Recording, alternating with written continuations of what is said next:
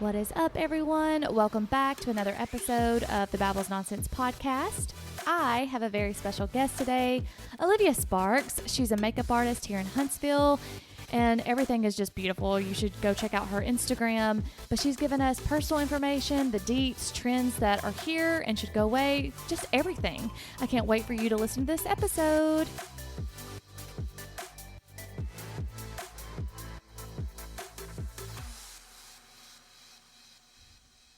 All right, guys, we are back with another episode, and I have Olivia here. Hello, Olivia. Hi. Thank you so much for having me. Well, thank you for doing this. So funny story. We kind of run in the same circle, but I finally met you for the first time a couple months ago, and that was at Caitlin's. The Glow & Co party. Was it the year event? Yeah, their first birthday party. Yeah, so I met you there, and then I actually didn't know I worked with your sister in the ER. Yes. And then Lindsay. So it's like a such crazy, a small world. Yeah. So then I was like, you know what? We've got to have you on the podcast because I do beauty, skin, hair, and why not makeup? This is going to be so much fun. I'm so excited. I have waited on this moment my entire life. So we are great. We're good to go. We're going to get to that because you told me a little bit of your story, and that's kind of where I want to, actually, I want to start somewhere else because I want to do a rapid fire question for you. Oh, okay. Like, first thing that pops in your mind. Okay. On these products that I'm going to ask about. Ooh, okay. So there's no shifting around. You just got to give me the first thing and then we'll explain later. Okay. So rapid fire of your favorite mascara. L'Oreal Double Extend. Okay. Eyeshadow. Viseart. Lipstick. Ooh. I don't wear lipstick. NYX Nude Beige Lip Liner with Maybelline Lifter Gloss in the shade Ice. Specifically. And then favorite foundation. Makeup Forever Reboot. Perfect. Now we will get back to those. Okay. If we remember. We might not remember what we said. But okay, I want to start with how you got into makeup because you do professional makeup as your career. Yes. How did the makeup situation start? So, fun fact, I started as a child actor. And I was working up in Nashville and in Atlanta, a few things in Los Angeles, and I was always finding myself in the hair and makeup chair. And for some reason, when you're a kid, that's sitting down and being pampered is a lot more fun than sitting in your trailer memorizing lines. Yeah. So I was the most excited, like anytime my agent or anybody would call and say, you got this job for this commercial or whatever, I was the most excited to get my hair and makeup done on the morning of. That's the only reason I would wake up, at 6 a.m. for anything is to get pampered. Yeah. So I knew I always wanted to go somehow into the beauty world. I just didn't know how that would manifest in real life. My mom was a cosmetologist growing up, so I would always watch her do people's makeup and hair and perms and wax their eyebrows and things like that. And I always wanted to go to beauty school. And she was so much like, this is a plan B. I want more for you, blah, blah, blah. And for me, I just thought that was the coolest job anyone's ever had. What could be better than that? So she did make me go to college and kind of fizzled out on my acting career and went to Troy University. I went to Troy for, a vocal scholarship for singing. So I did music industry major there. She kind of made me go to school. So I was like, okay, if I'm not going to be allowed to go to beauty school, I'm going to do the 1 or 2 majors that I'm going to get my hair and makeup done every day after graduation, of course. Yeah. So at the time I was a music industry major, ended up transferring to UAB and graduating with broadcast because I was like, I really want to be in front of a camera. I want to be back on TV in some capacity. And after college, I had worked through college paying my way by doing weddings, like hair and makeup. Okay. So after college, I ended up, when I was interning for news places, I was kind of doing the math in my head and realized that you can make more doing a side hustle or what people would consider a side hustle. If you price yourself properly and you're in a great market, you really can make it a full-time career and wake up every day and love what you do and not make it feel like work. Yeah. So I realized kind of right after graduation that my friends that actually used their degree in the broadcast field, I could make more than them. I know that sounds horrible, but I was like, I could do what I really love. And I know my parents, that might not have been their dream for me, but I was like, I can do what I really love and I can make my own wages and my own hours. And if I did want to have a family someday, like I can book people on days I want and not book anybody on days I need to be off with family or go on a vacation or whatever. I don't have to ask a higher up, can I be off? So it really is a dream job. Now it is a lot of work. It is not just I watched YouTube one day and decided I'm a makeup artist now. Well, that's what I was going to ask you. Hard work. When did you first do makeup? Was it on yourself or on a friend where you were like, I'm good at this? I've never been good at makeup on myself. When I see the way that I do makeup on me, I'm like, ew. But when I applied it to my friends, like when my mentor was training me and I would apply makeup to her or her younger sisters or whoever I was getting to model for me while I was being trained, it was really an art outlet for me. Yeah. So anyone that knows, even my clients, when you show up to my studio, most of the time, even if I am dressed up, I wear very, very minimal makeup, like maybe tinted sunscreen, and that's all. Yeah. I really love the art of it. I don't love wearing it. Yeah. I just love painting things. So if I was not a face painter, I always tell people I would have to be doing some type of art, because if I'm not painting a face, I'd be painting something else. So you can draw. Yes. Okay, so that makes sense because my friend Lexi also does really good makeup. She's not a makeup artist. Like, she doesn't make money from it, but she would always do my makeup when she was my roommate in Nashville. And she also draws. Yes, if you have some type of creative bone in your body, there's a good chance you'll be pretty good in more than one creative outlet. I cannot do makeup on myself. I've tried. Like, I can do one color and it's brown, light brown, dark brown on the eyes. That's it. Nothing's wrong with that. If but you're I'm not the same an with eyeshadow you. Gal. I wear the tinted sunscreen and some mascara because if I don't have mascara on, 100%. I look like a cancer patient. Every day. That's why I got my eyebrows microbladed. I literally looked bald. We're both redheads, if you didn't know. We are. I was going to come out with a joke like, what do they say when two hot redheads are in a room? What do they say? I don't know, because it's never happened. Well, here we are, you guys. Surprise. Terrible joke. It's us here. Jonna and Olivia. Two hot redheads. In total, how many years have you actually been doing makeup as a career? Like, where you've gotten paid to do it? So I got paid while I was an assistant. So I would count that. That all together would have probably been 10 years ago. Okay. But when my mentor went into a different field, she's actually a nurse practitioner. Oh, cool. Of dermatology. So she went to dermatology school, and she was like, I can't take all these weddings. I'm going to pass all my clients to you. When I graduate, I'll work for you. Like, we can kind of switch gears. So for 3 or 4 years, she referred everyone that came to her Instagram page, she referred them to me. And as I got that training, that was amazing. But whenever she graduated, she was like, I'm going to work Monday to Wednesday or Monday to Thursday at the derm clinic. And then on Fridays and Saturdays, let's team up. I mean, what's better than working with your best friend? So we met in 7th grade. She went into skin and dermatology. Her name is Hannah. She shows up with me to a lot of weddings. And then I went into makeup. So it kind of works perfectly. We both have a very good eye for what skin should look like and helping people with skin issues. If there's ever a bride, I refer them to her. So it works out. Well, that's kind of some of the questions that I did have, because we all know that deep down your skin health is going to make your makeup look better. Of course. So what are your tips for people to make their makeup very smooth with their skin? So your makeup is only going to look as good as your skin looks underneath. You can never, I'm a makeup artist, not a miracle worker. And I love saying that, because I can't hide wrinkles. I can't hide texture. I can't do surgery on eye bags or make your lips, look any plumper. Makeup is pretty much an illusion. Yeah. So I can only slightly improve what's already there. But a lot of the work for bridal especially is to prep your skin at least 6 months before. Okay. So if you can get on a monthly, every 4 to 6 weeks, go to see a medical esthetician, that's different from just, an everyday kind of day spa, like going to get a mud mask and aromatherapy. You want to go see a medical esthetician, something that's going to be like a workout for your face. Yes. When you leave, it shouldn't be super fun. It should be more of a treatment. Yeah. So it shouldn't be less of a treat, more of a treatment.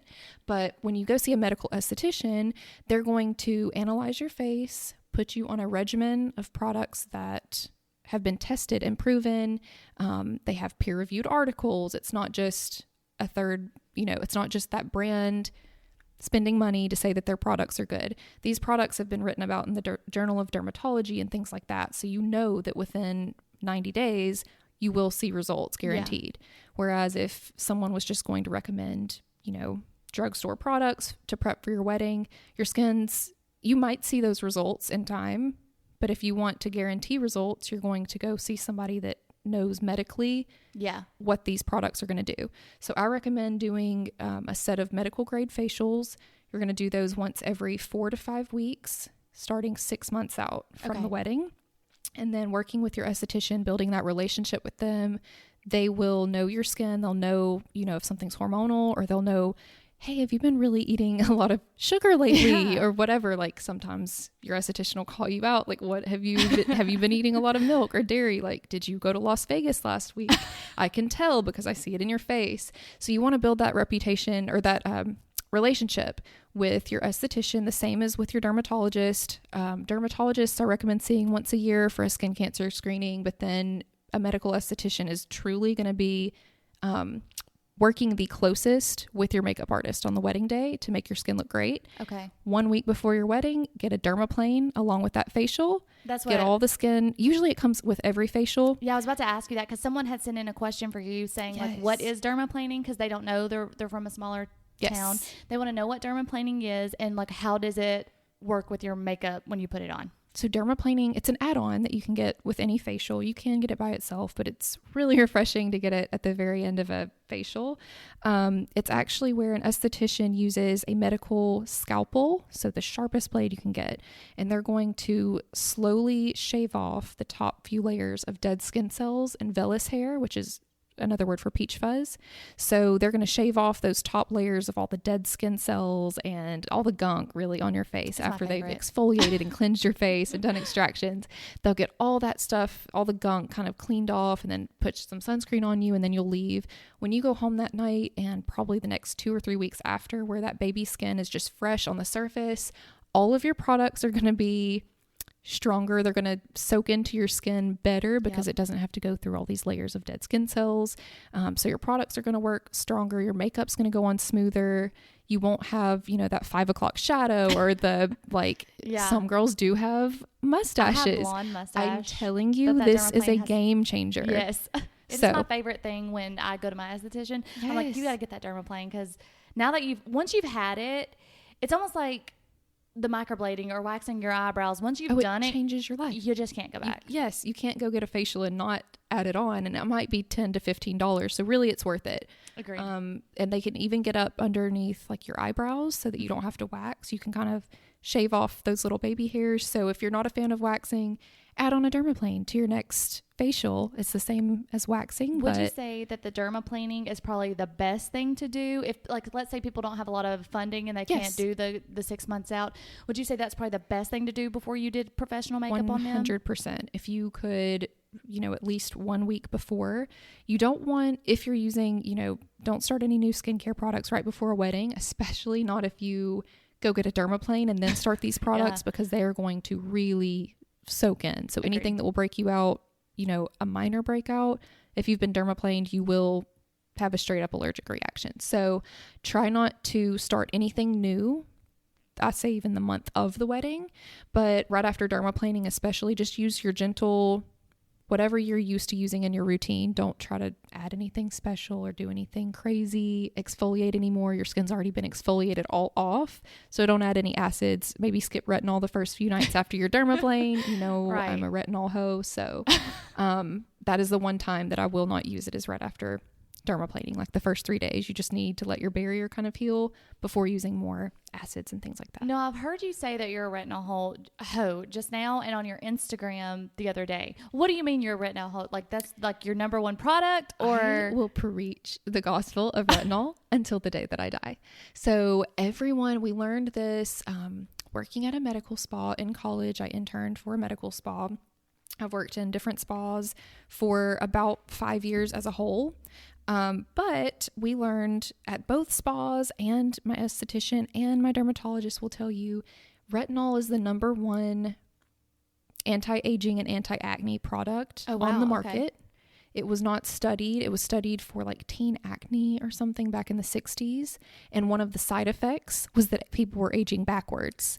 Okay. So they would help, they would put these teens on medical grade, prescription tretinoin, and these older ladies with adult acne, their wrinkles were disappearing. They were looking younger. It looked like they had Botox or a facelift or whatever. Wow. Okay. And they were like, okay, maybe we're onto something here. And then, of course, once everything goes to big pharma and they can find off-label uses for that and get it certified, people are like, give me all the retinol. So prescription grade retinol really like took off, I feel like, in the 80s and 90s.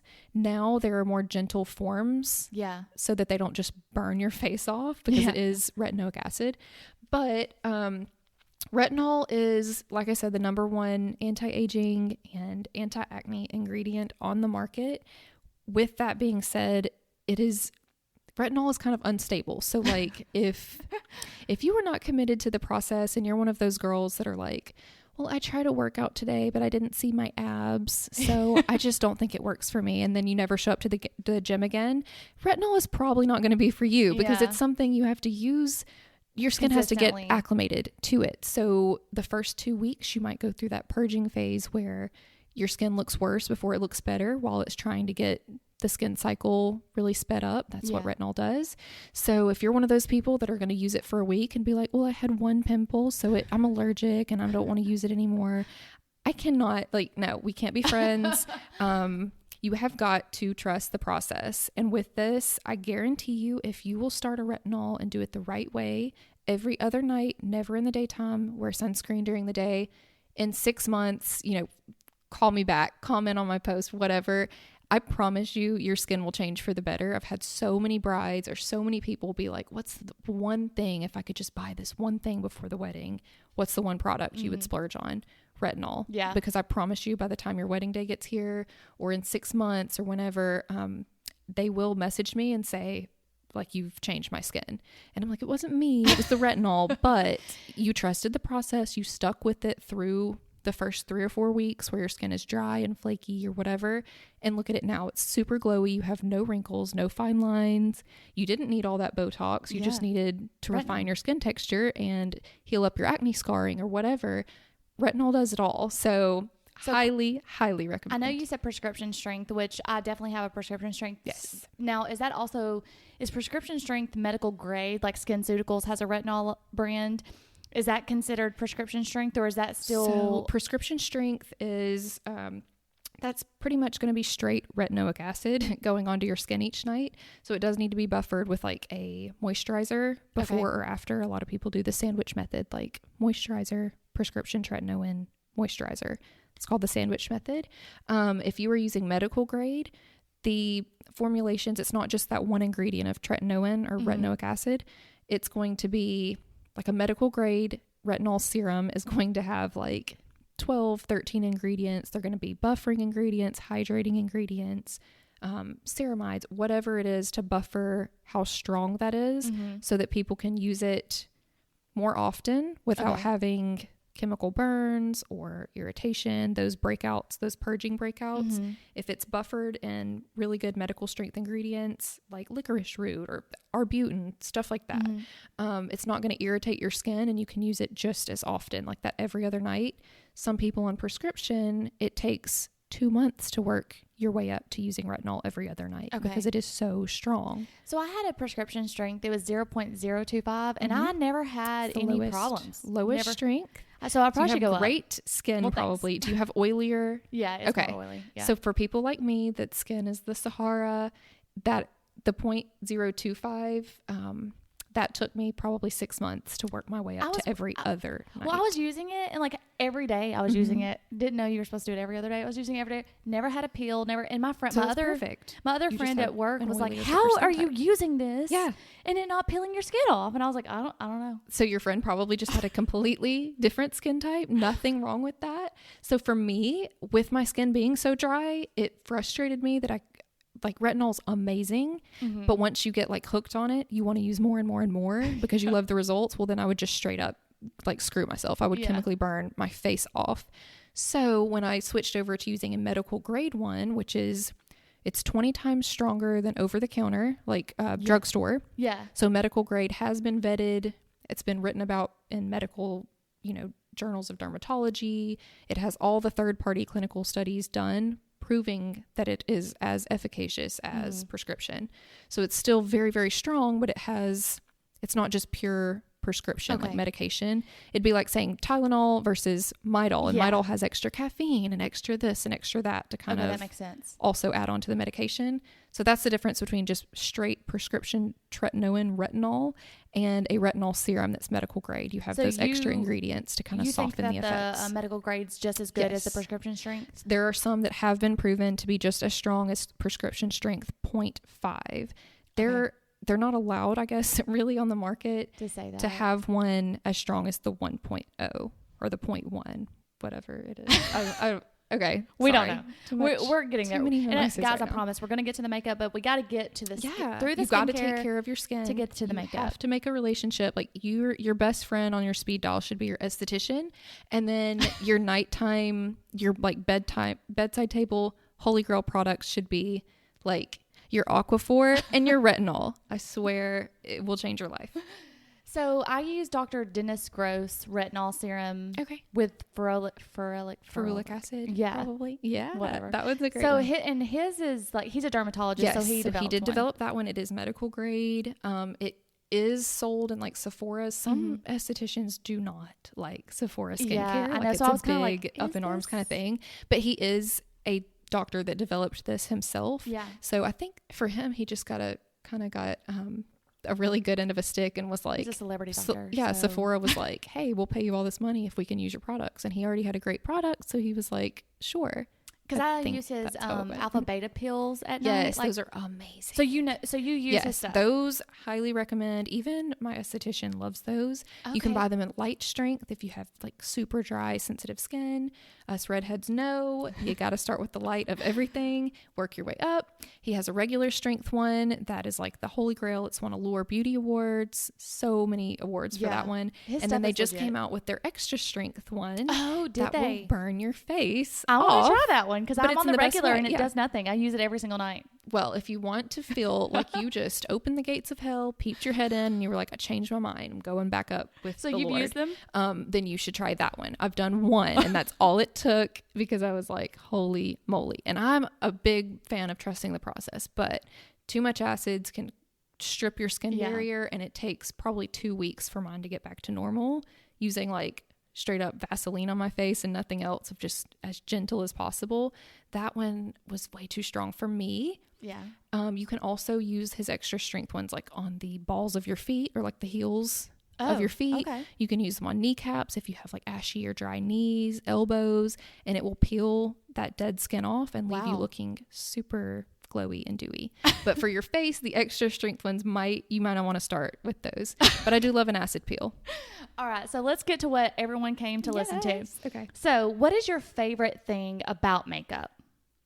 I like how people that sit in my chair that come in with absolutely no confidence, or I'm like, hi, my name's Olivia. And they're like, hi, my name is Jonna, if you say that. And I'm just so ugly and I just really want you to help me in any way. Yeah. So the first thing that comes out of their mouth is like, they hate themselves. Yeah. And I'm like, okay, what can I do in the next 50 minutes to change the way they see themselves? And if I can get them to leave my chair and think I'm beautiful and life is worth living, I've done my job. Yeah. So I do love the way that makeup can really transform. I try not to make people look like somebody they're not. Yeah. I really like to enhance people's beauty, and I like them to see like, whoa, I've never seen my eyes this blue, or I've never seen my cheeks with blush on them. I look so much more alive. Mm-hmm. So my goal is not to change people. I just want them to leave my chair thinking, I feel confident in my skin. This is the most beautiful I've ever felt. I'm ready to go take on the world. So whether it's a photo shoot, their wedding day, maternity pictures, all they're thinking is, dang, I look good. That's what I want when you leave my chair. That satisfaction that someone, I can understand that. Cause like I've had my makeup done a couple of times and I looked like myself, but completely, I was just like, I can look like this version. Yes. Yeah, I was like, how do you look like I want you to be your own hype woman when you leave my chair. I want you to be like, dang, I look good. I was like, how can makeup change certain features? Because like you can make your nose smaller or, Yes. you know, your eyes wider. And I still don't understand all that, but that's why you're here. Yes. So do you have a specific person, like an inspiration makeup artist or just someone who does makeup that you kind of go to or look up to and how they do things? Yes. So I feel like everybody has their favorite like influencers on Instagram or whatever. But there are like 3 makeup artists that I've always looked up to, and I've followed their work for years. And I still to this day, like if they say a product is good, I know all the products in my kit have been used by them before and vetted. So I know if they say something's good for me, not for every artist, but for me, I know that I could work with that formula or be like, oh, she said that this powder is good, so I know it's going to work with all these dewier formulations. Yeah. And so I trust these girls. I trust their reviews. Even before they were like famous and paid, I've always trusted them. But Emma Chen Artistry, she is out of, I believe, Sydney, Australia. She does beautiful work, skin work. She does a lot of editorials, things for clothing brands where it's just like skin finish makeup. So not necessarily bridal, but it's every technique that I use in bridal. So I love watching her tutorials on editorial skin finish looks. There's another makeup artist out of New York City named Katie Jane Hughes. I think I've heard of her. She has her own brush collection and just has been in the game for 15 to 20 years at least. She's worked on every celebrity and she's known for just her skin like finish, and that's always been my favorite part of makeup. Every makeup artist I know is either like, oh, I'm an eyes girl or I'm a skin girl. I'm very much a skin girl. I don't do a lot of like glitter and cut crease and like heavy eye looks, but I love skin. Like you will always leave my chair with skin that looks like the best skin you've ever had. So I love Katie Jane Hughes's looks because they always have a skin focus, but then a tiny natural kind of pop to the eyes. And then a newer artist that popped up in Austin, I think, Texas. I don't know if I'm getting that right. She just actually moved to New York City because she got so big she could move there, which is awesome. But her name is Kelly Ann Sewell, and her handle is at makeupxka, so you should go follow her if you don't already. But her makeup style is very much so, you know, Katie Jane Hughes was like her idol, so she kind of took Katie Jane's style and made it her own in the Austin, Texas vibe. So very skin-like finish and does pretty much the exact same application techniques as I do. She just experiments more on the eyes. Like she'll use a lilac color or a green or a little bit of glitter. So I like that she kind of branches out and does do a little funkiness on the eyes, but still keeps the skin like flawless. Yes, just perfection. So those are my 3 like makeup idols. If I met any one of them, I'd pass out. So we talked a little bit earlier on your rapid fire where I only gave you one option for different products. So if you had to pick a favorite brand of makeup, would you be able to say that it's one favorite brand, or would you say, well, no, because I like certain things for mascara, certain things for this? Or if you had to just pick one, what would be your overall top one be? My favorite makeup brand of all time, and everyone knows this if you've seen my kit at all because it's just like packed full with all of this stuff, Charlotte Tilbury. Okay. And she is a celebrity makeup artist out of London. She is probably like 45, but she's been in the game for, you know, since she was about 20 and doing celebrities and everything. But as those celebrities aged, she came out with a makeup line that could really make you look younger. The colors that she comes out with, everything in her skincare and makeup line fit together to make people look more youthful. So it's really, she was growing with those celebrities and they were aging, so she had to change her technique and her product. You can't use the same thing that you would use on very young baby perfect skin that you would, you know, on a 60 or 70-year-old celebrity. That is true. So there was really a gap in the market where the products were either way too matte or way too dewy. She made this signature like satin enhanced, really beautiful skin finish that any makeup product in her line, if you can add that to your routine in some way, it's going to make your skin or your eyes really pop. It'll make you look like the best version of you. So her philosophy behind makeup is really what made me a fan of her makeup brand. I've never used a product from her line that I don't absolutely love. And none of her colors are, bright greens or bright purples or anything like that. They're all colors that are going to be suitable for like a blue eye, or she has a whole palette for like green eyes, stuff to make brown eyes not just look like dark black holes. Like all of her products are meant to enhance and not cover and conceal and make you look like a different person. Yeah. So all of her foundations I can use on mothers of the brides and know that they're vetted for those women. Yeah. I can also use them on the bride because they have perfect skin. So if I can find something that works for mature skin, it will work on perfect skin as well, because mature skin is more oily usually, or very, very dry. Their wrinkles and texture is kind of exacerbated sometimes by makeup. So if I know that a line is specifically designed for older women, I know I can use it on anyone. Yeah. No, so that's great. Now, if you had to pick like a drugstore, so if people can't afford something, what would you say your go-to drugstore brand would be? For the face, I'm sure that's hard probably for you. L'Oreal. L'Oreal owns like a conglomerate of brands. I could go on and on, but they own a lot of brands sold in Sephora and Ulta. So if you think about it, like I say this for mascara all the time, you could buy a $25 tube of mascara and on the back it's going to say, distributed by L'Oreal or whatever. I did not know that. Same exact formula as the one you're going to get at Walmart that just has the name L'Oreal on it without another brand's stamp. So if you can find, you can Pinterest and just find the little infographic, but it's all the brands owned by Estee Lauder and all the brands owned by L'Oreal.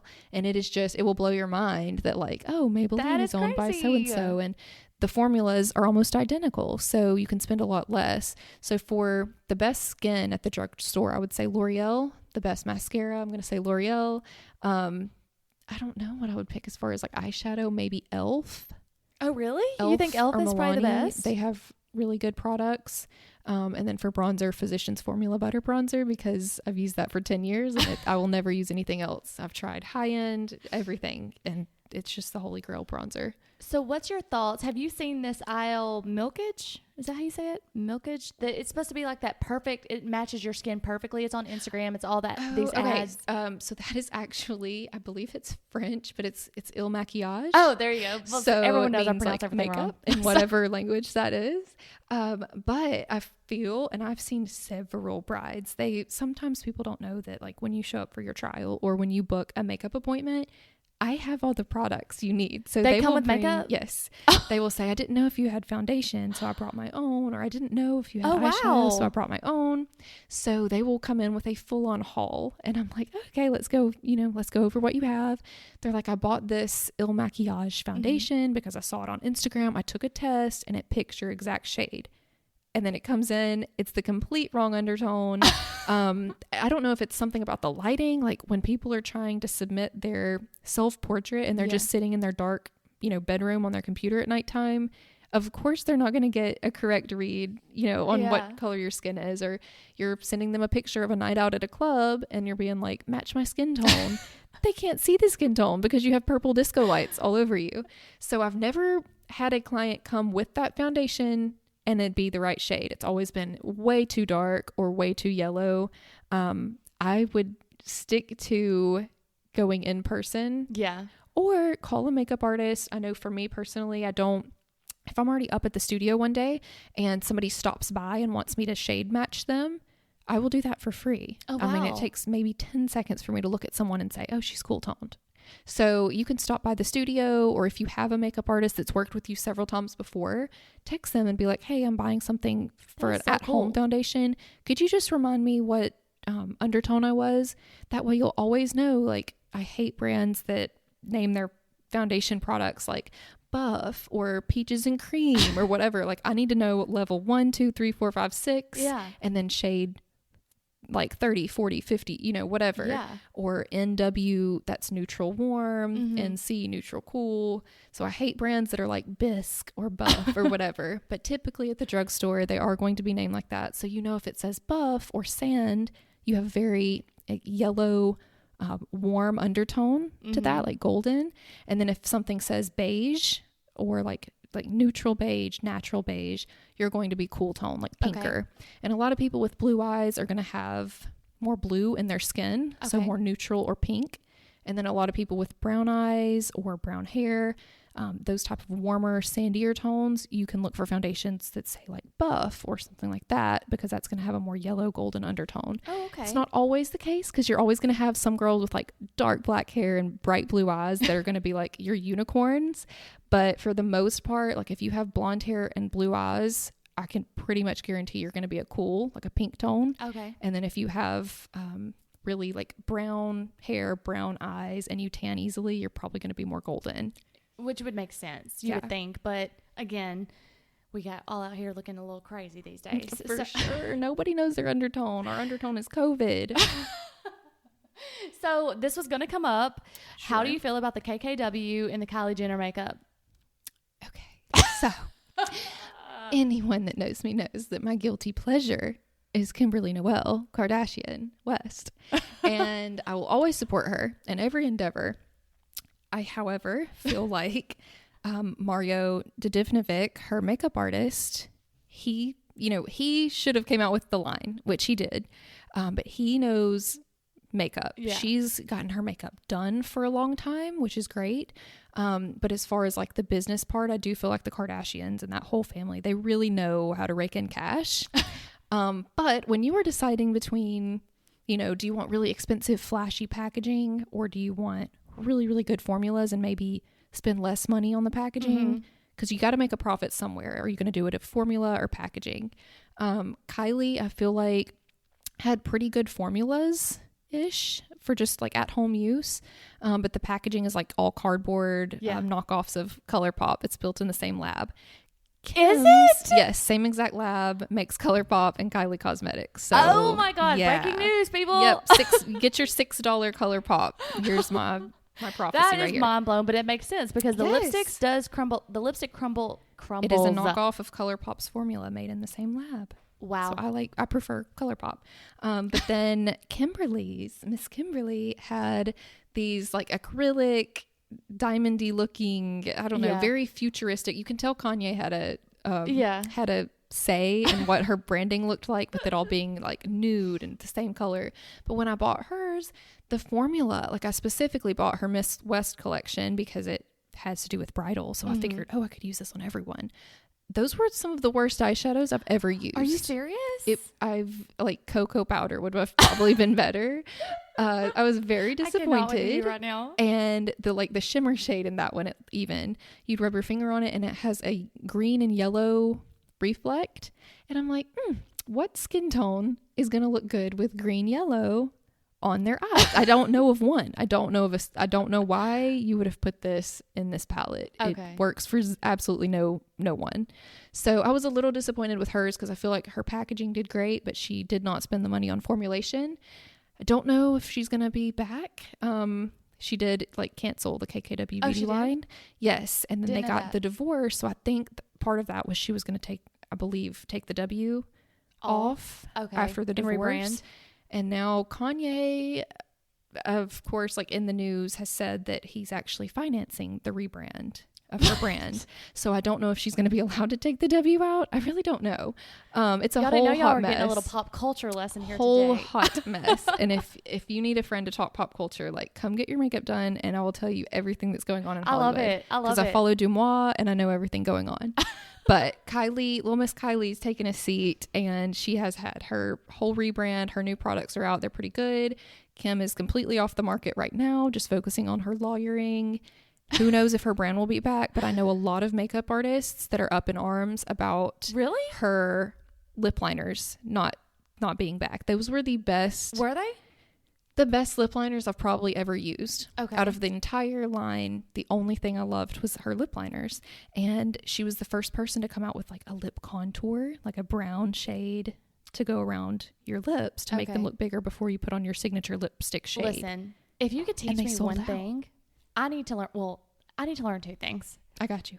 One thing being, I don't know how to do lipstick right. It always looks so god awful. No. I try to like do the lip liner and the lipstick and then it's like all smudged everywhere. Looks horrendous. And then a smoky eye. We can work on that. Smoky eyes are super easy. They don't have to be straight up black. I want them to be black and I can only do brown. Okay. we're going to work on that. Every time I've tried black, it looks like a raccoon eye. I don't personally use a lot of blacks. I feel like for really pale skin, it can just be jarring. The tanner you are, browns don't show up. So you really have to use a black. Yeah. But for our skin tones, like, of course, you guys know we're gingers. I feel like black can be a little too much. Yeah. It Okay. can be a little Maybe too that's like why it Moira always Rose. looks cray. Yeah. I don't know. No. So tips and tricks to make glam at home, to make it look a little bit more professional. If like a bride can't afford a makeup artist, what's like some little tips and tricks where they can make it look like they had it professionally done? So Makeup by Kelly Ann, that Makeup XKA on Instagram. She actually has a recorded bridesmaid course for like $40, and then a recorded bride course that you're supposed to buy about 6 months before your wedding. It has an entire product breakdown. It has the calendar breakdown of when you should get your spray tan, when you should begin whitening your teeth, when you should get your first facial, when you should dermaplane, when you should get your bikini wax. It has an entire breakdown. So it is more expensive because you're doing your own makeup. But if you want just an everyday, like back to basics class, she sells that one. It's $40. They all come with product lists. So go to her website, makeupxka.com. That one's amazing. And you can take these professional grade courses that aren't just your average, YouTube videos. Also, if you're doing your own makeup at home, you really need to, first off, wash your hands before you start doing makeup. Like, don't be grody. Second, you need to use a clean sponge or clean brushes. You cannot use the same brushes from 1992 and expect your makeup to look. Damn. Yeah, and expect your makeup to look makeup different. Brushes. Literally, my mom's makeup brushes have dreads, and I'm like, Mom, this cannot blend. You literally have like stalactites on your freaking brushes, so it's pretty disgusting. But I get her a new brush set every year because I know she'll never wash them for 1 year. But use cleaner brushes. That way you get a better blend. Even if you're using cheaper products that are very hard to blend, if you have a good tool that's clean and, healthy, sanitized, you're not going to break out. And then you're also, that tool's going to work for itself. It's going to blend it for you. Highly recommend that. Highly recommend Makeup XKA's Back to Basics class or Bridesmaid class for $40. And then really, if you just have a foundation that matches your skin tone, like know your undertone, I promise if your skin is off color or off, it looks, too heavy or too cakey, no one's going to look at your eyes. The first thing they're going to see when you smile is like your cheeks, your face. So if your skin work is not great, don't even watch the YouTube videos about like how to do a smoky eye. I promise no one's going to be looking at your eyes. If you look like the Crypt Keeper and you have like this white cast all over your face, or if you have a freaking yellow foundation, but you're blonde and blue eyed and your whole body is pink, that's something everyone's going to see from the moment they see you to the pictures on Instagram after the night out. It's going to look like, oh my gosh, what has she done? Like if people aren't makeup artists and they're looking through Instagram and they're like, something's just off in this picture, but I don't know what it is, check to see if their body matches their face, because sometimes if you can't put your finger on it but something's a little off, it's just because like their face is yellow and their whole body's pink. Yeah. So you mentioned sponges. Yes. The beauty blender. Yes. Is that what you use? Do you believe in that? I love the brand Beauty Blender. For a makeup artist, you cannot sanitize a sponge. Okay. That's like a big no-no. So people like Mario Dedevnovic that can work on the Kardashians, and he's sponsored by Beauty Blender, they will send them beauty blenders by the bag. Okay. For your regular artist, if I can only use it one time on a person, and say I charged $100 a face, I'm not going to use a tool that costs $20 that I have to throw away at the end. Agreed. So for us, we can get online, at the pro stores or wherever. Amazon is amazing. You can get like 6 blenders for $5. That's less than $1 per blending sponge. Yeah. Love the ones at the drugstore that are like the Real Techniques Miracle Blending Sponge. Those are great. If you're only using them on yourself and not using them on any friends or anything, you can use the same sponge over for like a month if you want. I don't recommend keeping them for like 6 months, because if you cut the sponge open, the inside will have little black dots. It's actually mold. It's very disgusting. So even the beauty blender? Yes, even the beauty blender. It's just, sponges are porous, so like the inside can never dry. So if you're just throwing it back into your makeup bag and this dark cool makeup bag. that makes sense. And it can never dry from the outside in. You're going to grow mold inside. You want to know what's funny about that? Do you know who the Skinny Confidential is? I'm obsessed with Lauren Bostic. So, and she talks about, do you have her book? I do not. I do. You can take it with you. I'm not a book reader, we leave. but I love listening to podcasts. So. Yeah. So I love her, and she talks about the beauty blender, and she had the founder on, and she says her tip is that she wets it to put her foundation on. I thought people knew. No. You have to wet your sponges. You really? Guys. Yes. Dry sponges will only soak up your products. That's what they said on this podcast. To wet. And I was like, yes, mind blown. No matter the brand, I promise it will change your life. It also helps the sponge not absorb all your expensive makeup, you know? Mm-hmm. My personal favorite, being best friends with like an esthetician has gotten me like super OCD germophobic. So I don't prefer to reuse a sponge on myself just because I don't want those germs that grew overnight. Or if I had an acne breakout or something, I don't want to keep rubbing that bacteria in over the next 30 days. So I was actually trained when I became a makeup artist. I was trained on these little wedge disposable sponges, the ones you can get at Target or Walmart for like $3. You can get 100. So I was trained using those since they're disposable.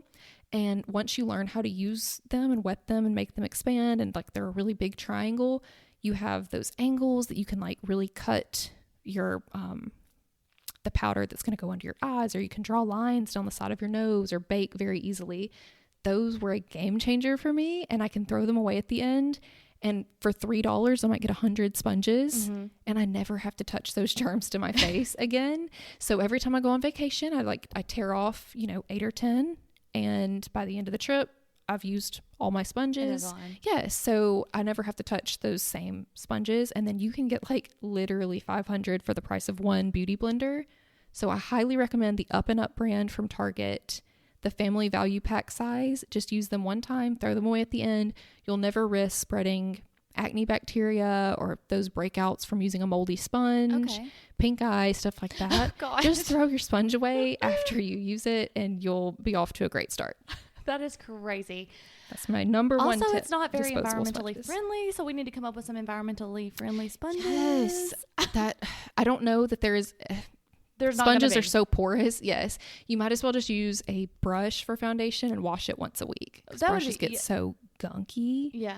So with that, brushes, if you're using synthetic, they're not going to be porous like a sponge, but you still have to wash them so the hairs don't get, clogged with a bunch of foundation. Yeah. So that would be, I guess, an environmentally friendlier option. Just use a brush. But you're just not going to look as good, okay? You might. But if you're going out for a wedding or like you're a bridesmaid or something, invest in you a sponge or the disposable one, pass it around the whole wedding party, and then maybe just throw it away that one time.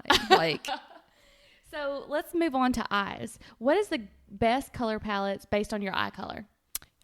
So like blue, brown, and green, I guess, is your main... Okay, so with blues, you're going to want to use like coppers and rose golds, I feel like. With brown, I do like to use like pinks, like pinky, plummy shades, because they really bring out like more golden shades in the brown so that it's not just one-dimensional. And you said for green would be like really plummy, like purpley plummy shades. I think though... It's kind of, you can't just look at the eye color and determine, this color is going to look best on her. If I looked at your blue eyes and then you're redheaded and very, very fair skinned, if I put like copper on your eyes right now, you would look like you had pink eye. You would look sick.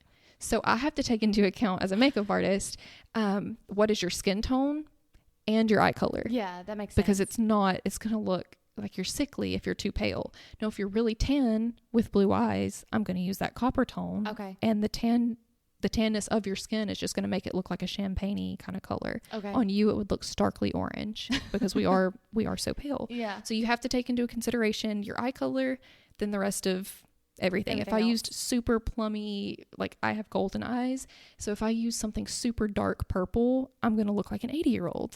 So I have to use browns that have like a cooler tone. And then at the very end, I'll tap into like a deeper purple kind of shade and just put it as my like smoky shade at the edge of my eye so that my whole eye is not covered in purple, but there's that tiny little aspect in my look that's like might have a little purpley tone to it. And that's all it takes is that one little bit to make your eyes really stand out. Because you don't need your whole eye covered. Yeah, that makes purple. It pop. Like that little pop of color that you're just like, that's really pretty and subtle. My number one trick, especially for blue eyes, and this would work for you too, whatever blush color that you use on your cheeks, you want to stare like in the mirror with your face, like your eyes open, staring straight ahead at the mirror.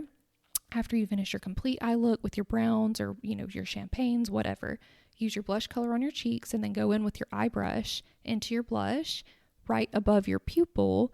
You're going to like dot that blush shade in your crease right above your pupil so that when your eyes are open, the closest color to your iris, to that color, is going to be your blush shade, like that pinky shade. And it's going to make your eyes look like a wolf blue. Oh, so we're going to do my makeup one day. The closest shade that's what we're gonna do. To your iris needs to be that blush, that pinky blushy shade, because it's going to really make your eyes pop. I'm going to send you a picture one day and be like, didn't mean it like that. No, we're going to do this. You should. No, after doing a podcast for all these months, you really need to do a live podcast like where you can record and like put it on IGTV or something. Yeah, we'll have to do that, but someone's going to have to obviously video it.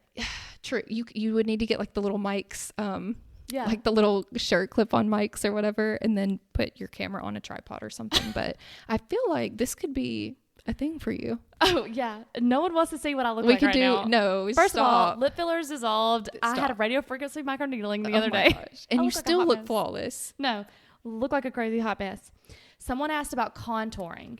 Yes. Let me see their specific Everyone question. Wonders how to use highlight and contour appropriately. Okay, so it's going to be different for every face shape. Contouring is, it's not like some basic, not a process, or it's not a product, it's a process. So contouring is not just, a brown product. Contouring is actually the process of, like I said at the very beginning, the illusion of makeup. So some people don't need contouring. Like if their face is very small and you're not trying to cut it in half or add a cheekbone where you don't have one. Different face shapes are going to need contouring in different ways. But for the most part, I like to put contour like very blended out, but I like to put it right on the underside of the cheekbone, higher than normal. Normally people would contour like at the bottom of their ear. And I feel like that drags the face down and makes it look muddy. I like to go a little higher, so go like half an inch higher than you normally would. So stare in the mirror where you'd normally put it. Just say, I know this feels weird, but Olivia told me to go half an inch higher, and do that. It's going to lift your face up instead of dragging it down and looking muddy. If you use contour at all on your face, you can't just use it in one spot. So even if you don't need like a lot of it on your forehead, I always go around the hairline and just kind of brush it back into the hairline. Okay. So that you look cohesive. If you just have these two brown stripes on your cheeks and nothing on your forehead or your chin, it's going to look a little off. And what about the highlighter? Is that, I don't know any of this. This is questions people send in because clearly I know shit about makeup. Where does the highlighter go? Like on the cheeks, the nose, the chin? Okay. I have a confession. I hate highlighter. Okay. Well, good thing I don't use it. I'm not, I like my glow to come like lit from within. I like it to come from my skincare, not from a powder. Okay. Like I don't like to fake it. But I will say they've come out with liquid highlighters and cream highlighters that you can kind of tap onto your cheeks above where that contour was. I like to go right over blush. So wherever you would put blush, you're just going to barely tap. I use either a cream or a liquid. It just looks so much more natural when you turn in the light, when you don't see these big chunky bits of like highlighter. Yeah. And creams and liquids kind of blend into your foundation a little bit better than just a dry powder, because powder is going to stick wherever you put it. Do you know what the Skinny Confidential does? What does she do? Her face queen oil or whatever she has, the ice, whatever. Yes. So she puts a little drop in her foundation, and then she uses a wet beauty blender and puts that on, so that oil makes her shine. And you don't even need, if you use a cream blush or whatever, you won't even need highlighter because you're glowing from within. Yep. If you have to have highlighter because your skin is just so dry, use a liquid or a cream highlighter. It's going to give you a natural, amazing glow that guys aren't going to be like, what is that on your face? That big, like, gray, cool stripe of silver. You never want them to look at your face from the side, like on a date, and be like, what is that? I've had a friend that I've been like, hey, you need to blend that in a little bit. Yes. It's like dots on your face. So when you're doing it with your fingers and you're really like warming it up and then pressing it like on your cheek, it can blend a lot better and you won't look so crazy. So that, without like any technique advice or anything, if you just use a cream or a liquid instead, just change that one step, put it anywhere on your face. I don't care. As long as it's liquid or cream, it's going to blend in well enough to where you're not going to look like you're wearing highlighter. It's just going to look like you're turning your face and you got a facial or something. I'm just learning so much. I just can't wait for you to do my makeup, girl. Anytime. So someone did ask, and I thought this was a very good question. Has the industry seen an uptake in men purchasing or wearing makeup? I think for sure. And I will say, like, even men that get headshots done for like real estate or law firms, things like that. For their photo shoots, I guarantee you 90% of them are wearing makeup and you would never know. But I would say even news anchors I've seen, the men will buy a certain foundation powder because everyone is, what is it called? Everyone has vanity, like to a certain extent. They do. Even if you are, the most humble, you're like the most selfless person, you still, if you're like on the news or if you're going to be on a billboard for your real estate agency, you're still going to not want to be judged by people that don't even know you. You're going to want to do as much as you can on your end to help people just see you neutral. Yeah. Like, so that they don't within 5 seconds get this bad impression of you. So I have seen people that will, guys that won't say anything, but they'll even use tinted sunscreens. They would come into the med spa and buy tinted sunscreens because they didn't have to say they were wearing foundation, but they could have a little foundation on. Yeah. So I have seen definitely a rise in that. And I think with shows like Euphoria and like with Harry Styles and people like that, it really shows that like makeup is not a one size fits all. Guys can wear a little here and there. Some guys like even paint their nails to show their like whatever their creativity is.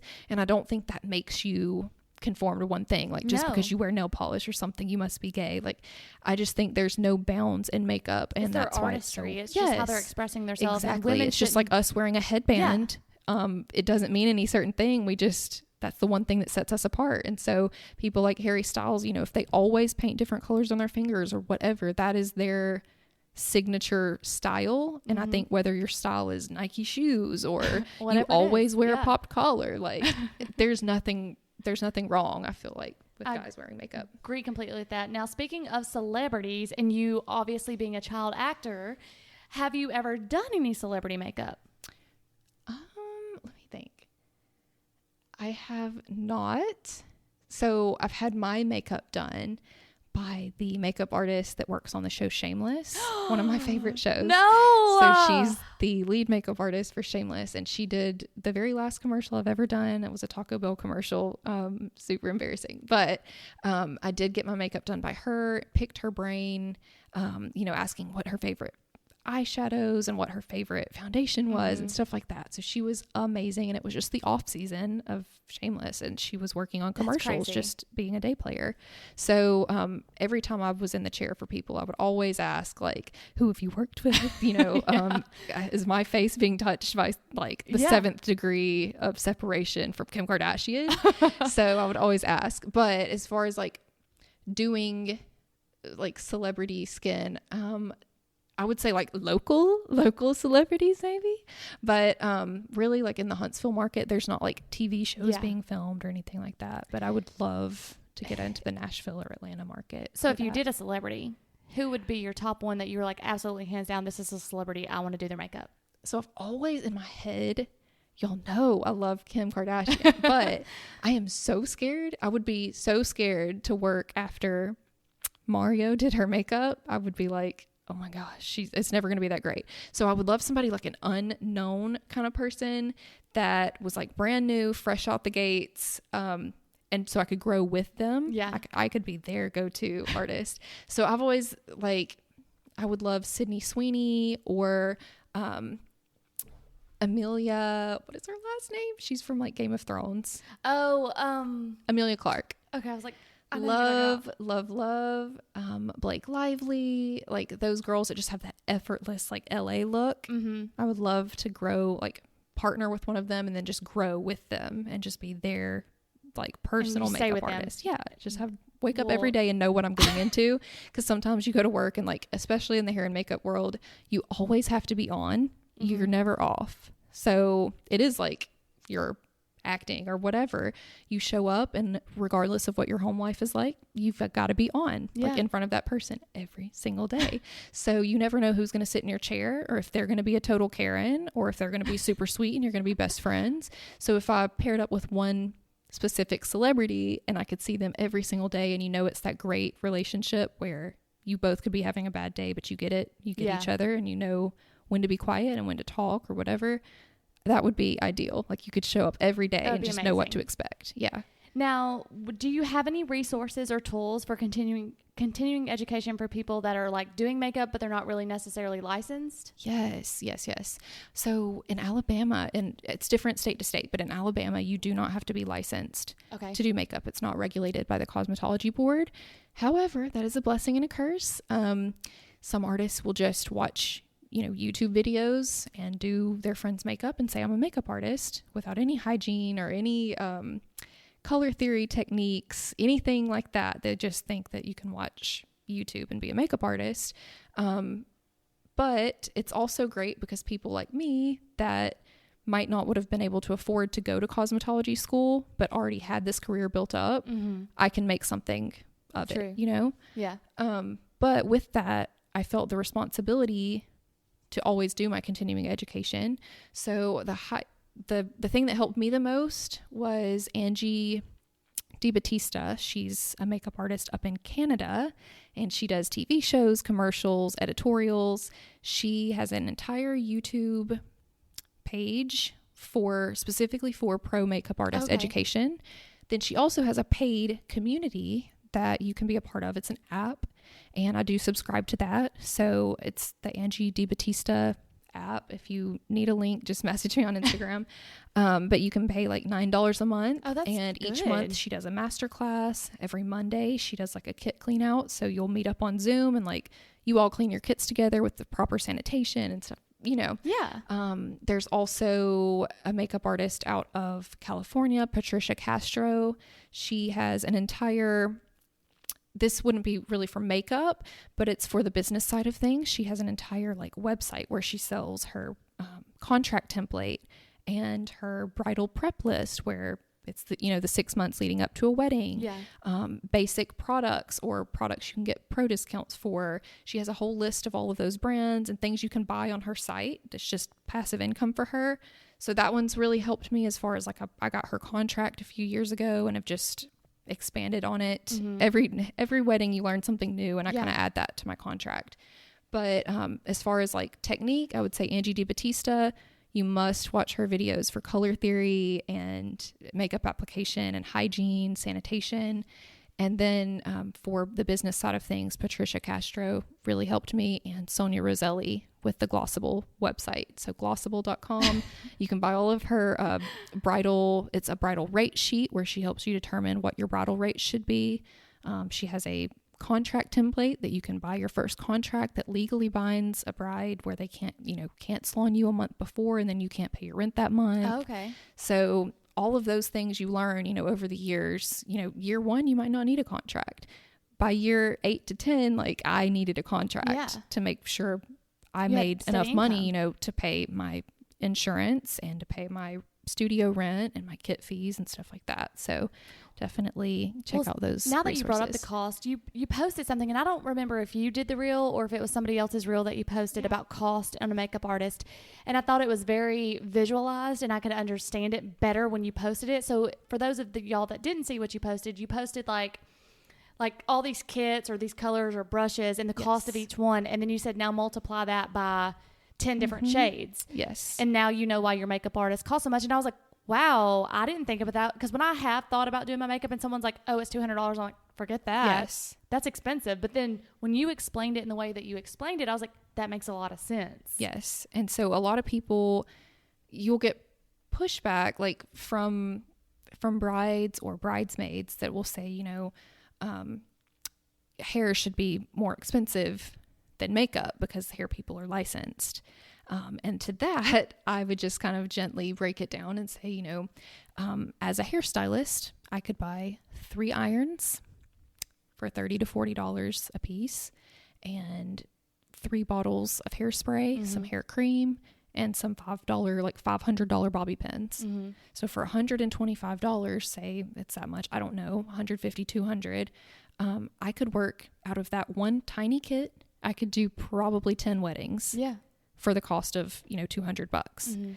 For me, each shade of foundation is $44 to $60. Yeah. And I have to have every single shade, because every single bridesmaid could have a different shade. Agreed. So when I show up, I'm like, the person that's doing the hair, yes, you should charge what you're worth, but I always feel like makeup should cost more, because you're literally using 12 to 14 products on every single girl, whereas the hair person could be using the same, the same iron, but then 2 hairsprays. Agreed. So very, very different pricing there. No, I just like when you posted it, because it made more sense visually. Yes. And I was like, when you that see makes a lot of sense. How many products and how many shades of those products we have to carry. Because people don't think about that. They just think in their mind that you're only buying the appointment. They just think about that, and they don't see that it's taken a long time. I mean, I feel like hair people get the benefit of the doubt. People think, this is a real business for them because they have a license. For makeup people still think that, we watched YouTube this morning and went to buy some Walmart makeup and showed up to work your wedding. When in reality, I'm paying for a studio rent. I'm paying for business insurance. I'm paying for renter's insurance in case my studio, floods or something. Your car insurance, that's a write-off because I drive so many miles. I do charge a travel fee now for years. I'm talking have you ever seen the TikTok that's like, what was it called? It was the Gnarls Barkley song that it's like, I lost my mind. Yeah. Anyways, so that's how I felt the first 6 years. I was just driving to Auburn, Nashville, Atlanta, doing these weddings and charging like $75 a face or something. Oh my God. And then I would get to the gas pump and have to fill up twice to even make it home from Atlanta. And you just took all and your I money. made nothing and spent an entire 12 hours busting my butt with scoliosis. I was just like, I've lost my mind. So it was like 2019, I had taken an education course, a continuing education course on pricing. And they were like, are you charging for early fees? If you work outside of business hours, would a lawyer, would they wake up at 4 a.m. to go into work for free? Mm-hmm. No. So why would I wake up and drive a 6 hour, drive 6 hours with no pay? Agreed.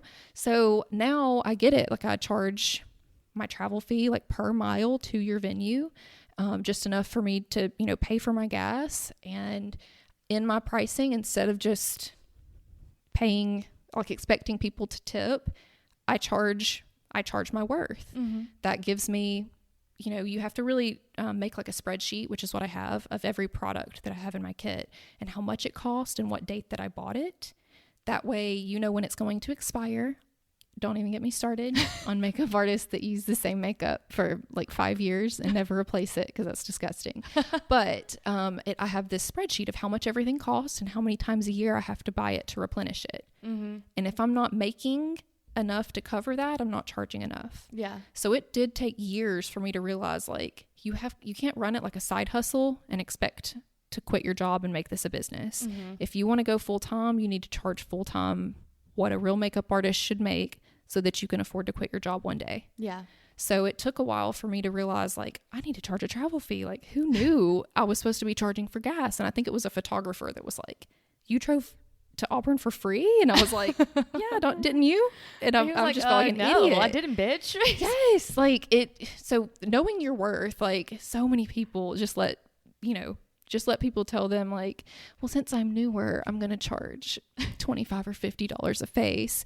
Does a new lawyer right out of law school charge less? Does a new surgeon that you go see to have your plastic surgery charge less because they're new? No. Does the baker at Char or PF Chang's, does the cook there charge $10 an hour because they're a new cook? No. You still pay the same for that hamburger because you're getting the same results. and you're paying for their knowledge, their time.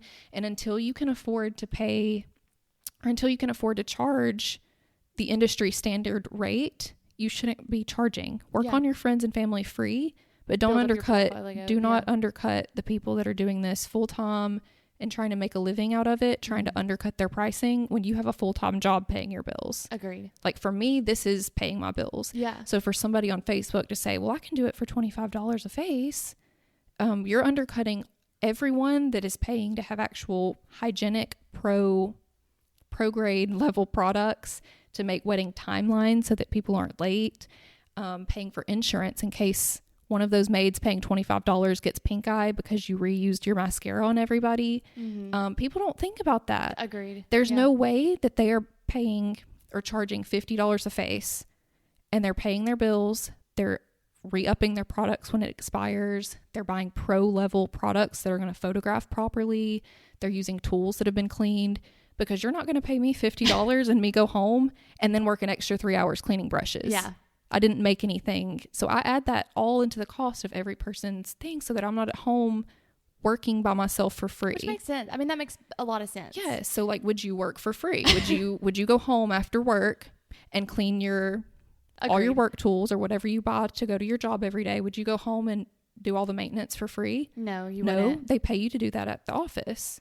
So the last two questions I have for you, one being, for one trend that you want to see go away in makeup, and what's one trend that you think is going to take off? I feel like the trend that's going to take off, especially from Euphoria, like season 2 coming out, is going to be like very natural looking glitter kind of eyeshadow, or something like a little shimmery on the lid with a shadow wing, like a brown eyeshadow wing instead of liquid liner. And I hope that like streaky highlighter. That I'm sorry, I just am not a highlighter fan. Yeah, you hope it goes away. So I really hope highlighter and like highlighting the big like dot on the tip of people's nose, I hope that goes away because it just looks bizarre to me. I hope that goes away, and I really hope like gentle eyeshadow and eyeliner looks stay, and not just the big streak of black with all these colors. So. And then what do you see in your future? Like, what are those goals you've got? Oh, okay. This one's hard because I've learned in the past, like sometimes you have to just keep your dreams to yourself because people will kill your dreams. Well, don't say anything like too specific if you don't want to. My goal would be, you know, I do have scoliosis, so it hurts to stand for long hours of time. I love what I do. Do not get me wrong. But I can't physically see myself at the age of 45 or 50 still every single Saturday pumping out, you know, wedding after wedding after wedding. So my goal, what I would love to be able to create going into like my 30s, would be a passive income. When you were saying that earlier, when you were dishing out all these names, I was about to say, why are you dishing out names when you should just be well, I got a name for you.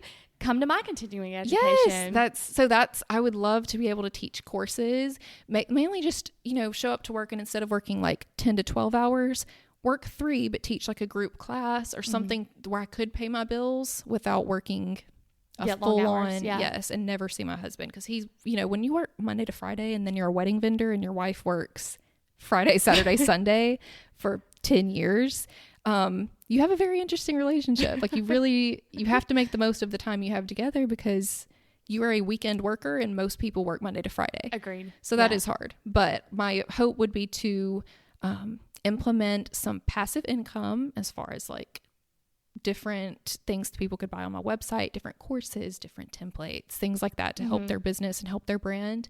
And then just teach. I love educating. So I love when other artists will be like, do you teach classes? Like, how can I learn your skin? Or, you know, how can I learn sanitation? I will teach you. Like, come see me at my studio. I would love to teach you. I'm really big on community over competition because it is such a cutthroat field, I feel like, up here, especially in the hair field. Not so much makeup, but makeup, it can be catty, I feel like, and people have their certain styles and things that they don't like a certain person or whatever. And I'm very big on community. So if somebody asks me, hey, you know, what product did you use or whatever, I do not care. I will tell you, I'm an open book. I will tell you anything you want to know because I just have faith in myself that I could give you the exact recipe and you're not going to be able to make my sauce, you know? Yeah, it's true. So, I highly believe that like I can help educate and inform other people and still set myself apart and them not have my exact hands. So I've even taken classes from people that I thought were amazing, but I don't have their hands. Yeah. So I could use all the same products and then watch them do it and use the same exact technique on a model. It's going to look different. And I swear I was like, what's wrong with me? Why doesn't mine look like hers? And it's just because you can literally give people everything, but it's going to ultimately be their eye. I feel like with makeup, it's such an eye thing. Like if you can't see color, yes. And if you don't know the process and the theory behind what you're doing and you're just putting an eyeshadow on because you know eyeshadow should be on an eye and you don't know why or what you're doing for the shape of that person's eye, you're not an artist. You're just a person applying makeup. Agreed. You know? I agree because like I'm not an artist. So when I put it on, I don't see what you're going to see. Yeah. So it's completely different. Yeah. But thank you so much for doing this podcast Girl, with me. you're so welcome. So much. This has been so much fun. Obviously, pimp yourself out. Tell everybody where they can find you. Oh my gosh. Well, I do not have a Facebook business page. You can find me on Instagram / Olivia Sparks MUA. You can also email me oliviasparksmua@gmail.com. My website is launching in February. Yay! So that's been a long time coming. We've been working really hard on it. Some new branding and my website's about to launch. I'll have a booking platform on there for you to be able to fill out your bridal inquiries easier. And then just email me, DM anytime you have any questions about like products, or I've had people shopping at Ulta and they'll text me and be like, I really love these 2 blushes, but I don't know which one's better for my skin tone. And they'll send me the 2 and a picture of themselves and I can help, you know? Aww, that's so that's, sweet. Yeah, I don't want to say I'm an influencer or anything. You are. But I love that I keep that communication open between people that are my clients or people that follow me. I'll always help if you have a question. Well, that is so sweet. And thank you again for doing this. You are so welcome. Thank you. It will be out on Tuesday. Yay. So okay. Everyone look out. Well, y'all are already going to be listening to it when I say this is out on Tuesday. Don't know why I just said that. Anyways, until next time, guys. Bye. Thank you, guys.